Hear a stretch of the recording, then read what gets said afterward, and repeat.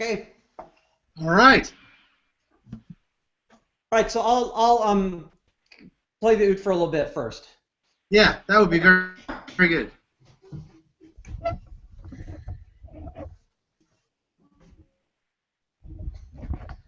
I gave the microphone instruction on the art of staying in place, and they did not pay attention.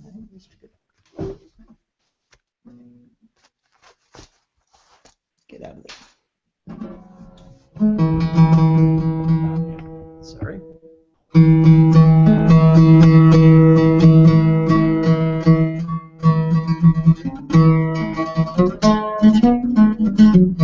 Good to go?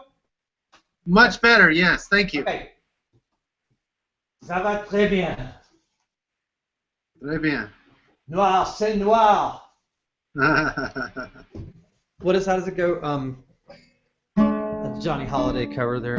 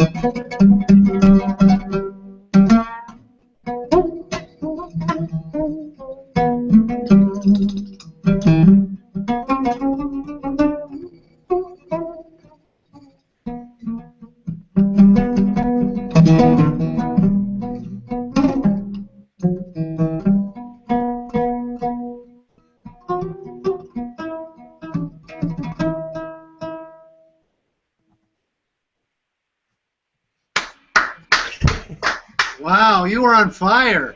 Oh man. That was Thank you, Greg. You're awesome. so kind. No, that was amazing. How much time have I got? Let's see. Because that's going to determine what I play next. It's really let's see. We want to have I don't know, couple minutes to talk and So, a like, couple of minutes for the outro. So 4 Okay. minutes from. So you got about I don't know 8 more minutes. 8 more minutes. All right. I'll do something kind of short. Okay. I'm just learning how to play this piece, so maybe I'll try something.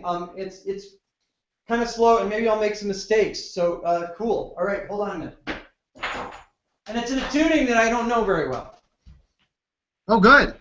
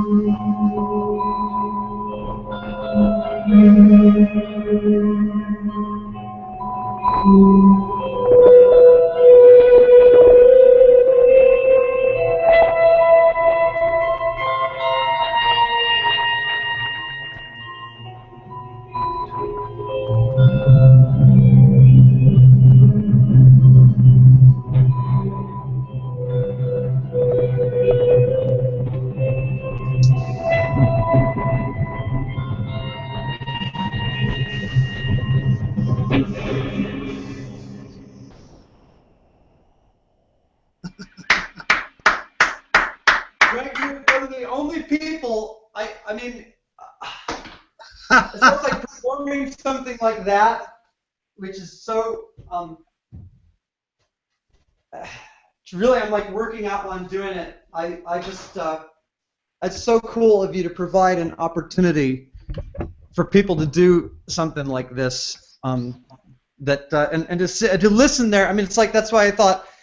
You know, like listeners, viewers, whatever. It's like you're on the other end listening. That's part of why this is really, really fun. Is because I know that you are listening, and it's like if you have one person who's your audience, that comes to, like, say you go to play somewhere and there's one person there who's really like on your side, no matter how even whether or not what you're doing is working or not. That's just is awesome. So. I mean, I just had this idea that, well, I'm going to try this. I mean, this thing that, like, this little fragment from early this year, and then I added a bunch of stuff to it in this tuning that I don't know. So it's just like memorizing fingerings, and some of it, like, I got wrong, and it's like, it doesn't matter. It's so cool. So thank you so much for this opportunity to and, like, all these darned, like, effects and soupiness and all that, but it's very, very cool of you to do this. It's, And I really like the other people that I saw performing on it too, including yourself, and you were going to perform too, right? Yeah, I have a little piece I'm working on, but I just have to say that last piece. Do you have a recording of it at all? No, it's new. This is the I have like demos of me figuring it out, but now that it's in, I probably should just sit and record it, and because it's all fresh right now, but. You've got you have the recording of it. This is a new piece. Yeah, but the audio quality, there were some frequencies that cut out. So I'm sure. In the low to mid range, I could tell that you were playing, but we couldn't hear anything. Wait a minute. Look at the tear coming out here. Wait, it's gonna blow like a balloon. Okay. Yeah, I don't know. Well, we did what we could, So. But anyway. anyways, I mean, that was a really gorgeous piece, and I could tell. Thank you so much. No, I really want to hear the full piece with the sonic range. So you have to record it now. Okay, yeah, now I'm stuck. And in fact, I was, as you were playing, I was thinking there's got to be a way that we can get together in the same room and play because. Yeah, no. Hey, I come up to I come up to the Northwest. I come up to Oregon every year. So, and the thing is, I really like the train, Yeah. The train system, actually, you have a working train system up there, which is like an amazing thing. That's kind of a tangent, but when we were up there, we go to visit my wife's family in Corvallis, and she talked to somebody on the train, and they said, yeah, like Washington and Oregon are the only states in which Amtrak gets sufficient funding, so that like that's why it runs on time, and the people who work there that she talked to seem kind of like happy about it. Anyway, so. Well, we've only got a couple of more minutes here. Yes. So I have to, in order to play this piece, I'm gonna have to switch the audio on this, so I won't be able to talk. That's fine. I want to hear it. That's okay.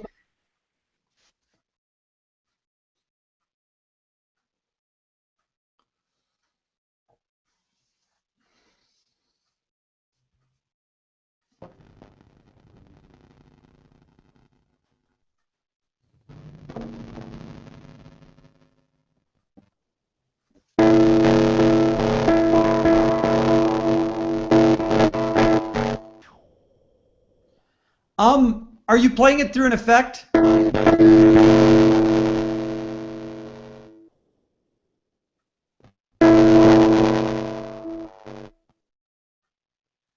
Because it sounds like it's that ring modulation kind of sound again on it. Sorry to tell you that.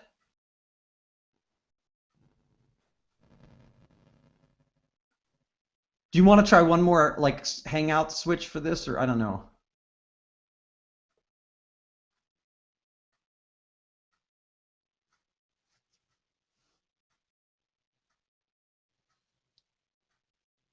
Can't hear you.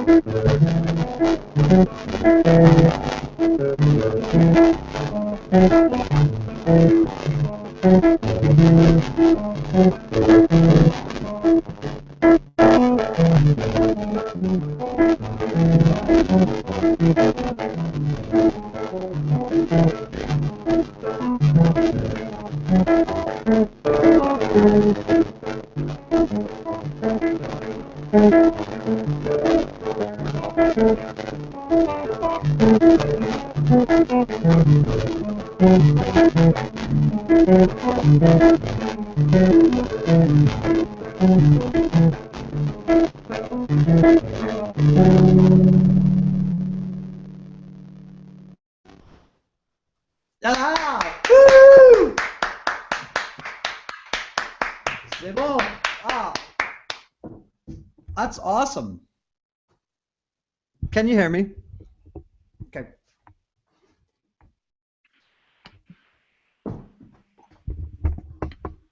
Oh, okay, yeah. Can you hear me now?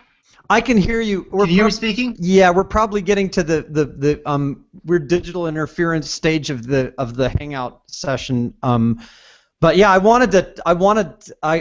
really like what you're doing with that instrument and that kind of music, and it intrigues me a lot. And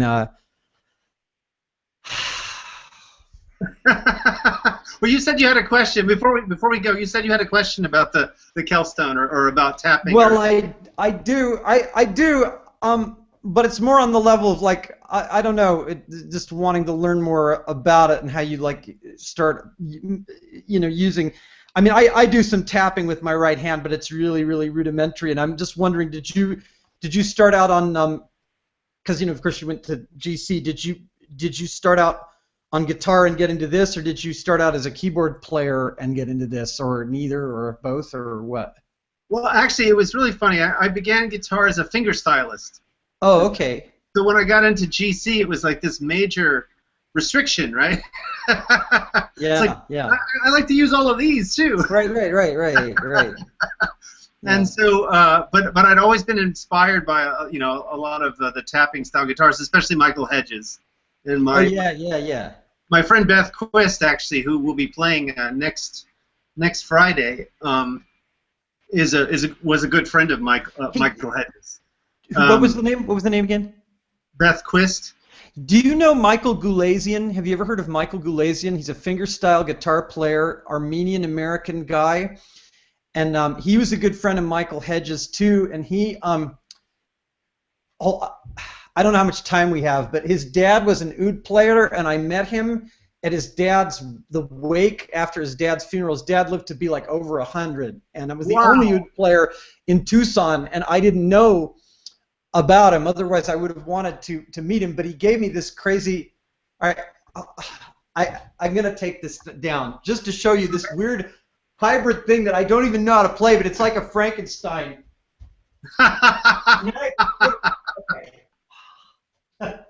The beast. Hold on.